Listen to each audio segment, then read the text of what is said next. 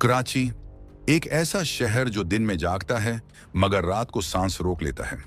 ये वो कराची नहीं जो पोस्ट कार्ड्स पर नजर आता है। ये वो कराची है जहां अंधेरा रोशनी से पहले पहुंचता है। यहां एक वक्त ऐसा भी आया जब गोली चलने से पहले नाम लिया जाता था।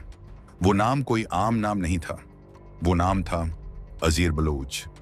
मगर ये कहानी अजीर बलूच से शुरू नहीं होती। ये कहानी शुरू होती है एक शहर से, एक इलाके से और एक खामोश सवाल से। जब रियासत पीछे हट जाए तो आगे कौन आता है?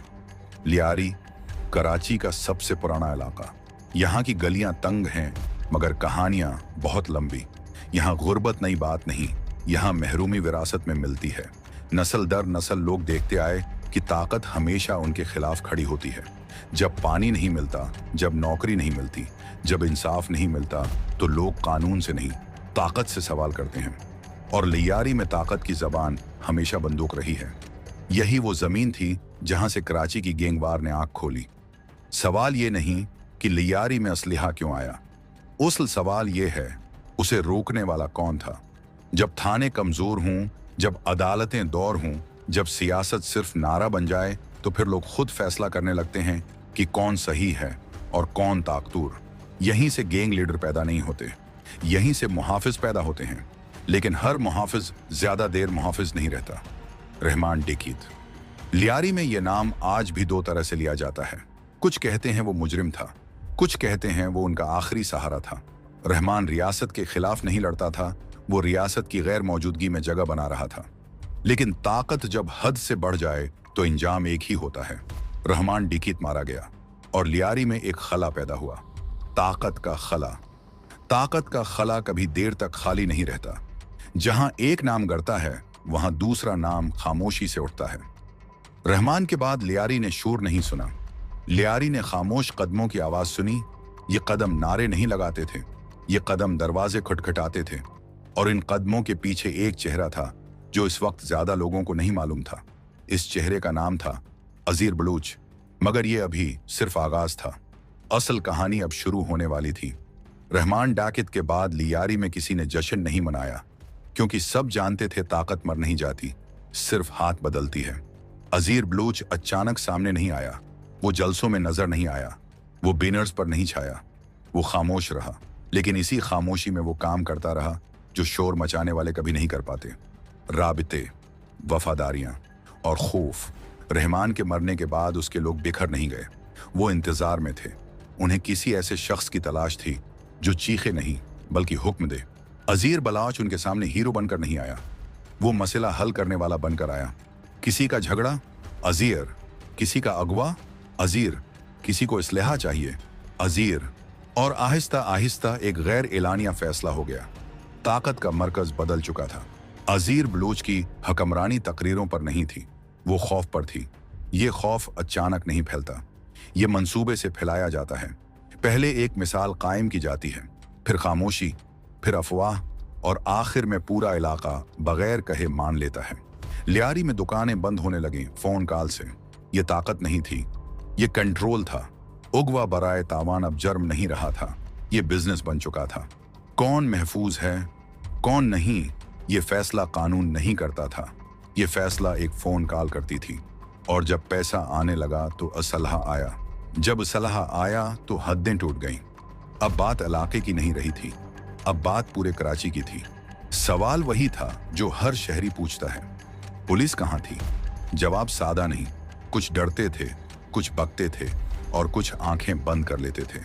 अजीर बलूच रियासत से नहीं लड़ रहा था, वो रियासत की कमजोरियों को इस्तेमाल कर रहा था और ये कमजोरियां उसे दिन बदन मजबूत करती जा रही थी। लेकिन हर ताकत एक दिन अपनी हद पे पहुंचती है और जब हद पार होती है तो निशान लग जाता है। इगलाबाब वो है जहां अजीर बलूच सिर्फ गैंग लीडर नहीं रहता, वो पूरे शहर के लिए खतरा बन जाता है। खामोशी हमेशा के लिए नहीं होती, कुछ उर्सा खामोशी ताकत बन जाती है और फिर ताकत को शूर की जरूरत पड़ती है। अजीर बलूच का नाम अब सिर्फ लियारी तक महदूद नहीं रहा था, अब ये नाम शहर के दूसरे हिस्सों में सरगोशियों में लिया जाने लगा था। और जब नाम सरगोशी से निकलकर खौफ में बदल जाए तो समझ लें जंग शुरू होने वाली है। कराची की गैंग वार अचानक नहीं फूटी, ये एक सुस्त जहर थी जो बरसों से खून में घल रही थी। इलाके बंटने लगे, वफादारियां तब्दील हुईं, दोस्ती दुश्मनी बन गई। हर गुरुआ अपना हिस्सा चाहता था और अजीर बलूच पीछे हटने वालों में नहीं था। यहाँ एक उसूल चलता था, या तुम हमारे हो या हमारे खिलाफ, दरमियान की कोई जगह नहीं थी। हर गैंग वार में एक लम्हा आता है जब ताकत खुद को साबित करती है। ये लम्हा अल्फाज से नहीं आता, ये आता है एक मिसाल से। कहा जाता है एक वाकया ऐसा हुआ जिसके बाद लैयारी में किसी ने मुजाहमत का नाम नहीं लिया। इस दिन के बाद खौफ सिर्फ हथियार नहीं रहा, वो कानून बन गया। शहर ने खुद को समेटना शुरू कर दिया। शटर वक्त से पहले गिरने लगे, स्कूल जल्दी बंद होने लगे, लोगों ने रास्ते बदल लिए। कराची अपनी ही सड़कों से डरता था। ये वो मरहला था जहां आम शहरी ये नहीं पूछता था कि कसूर किसका है, वो सिर्फ ये पूछता था आज महफूज कहाँ है। और ये सवाल रियासत के लिए सबसे खतरनाक सवाल होता है। कागजों में सब कंट्रोल में था, बयानात में सब मामूल पर था, मगर जमीन पर हकीकत कुछ और थी। पुलिस के पास या तो मालूमात कम थी या अख्तियार, और जहां दोनों ना हों वहां जुर्म मजबूत होता है। अजीर बलूच किसी एक उदारे से नहीं खेल रहा था, वो पूरे निजाम की दराड़ों में घुस चुका था। यहां से कहानी बदलती है। अजीर बलूच अब सिर्फ लियारी का मसला नहीं रहा था, ये वो लम्हा था जब उसका नाम पूरे कराची के लिए एक अलर्ट बन गया। मीडिया ने कहना शुरू किया, उदारों ने संजीदा होना शुरू किया, और कहीं बंद कमरों में ये सवाल गूंजने लगा, ये कहां तक जाएगा?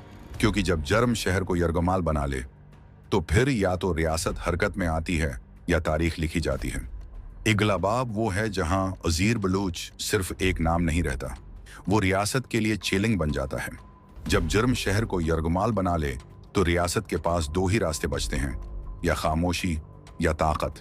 लियारी के बाद ये मामला सिर्फ पुलिस फाइल नहीं रहा था, ये अब रियासती सिक्योरिटी का सवाल बन चुका था।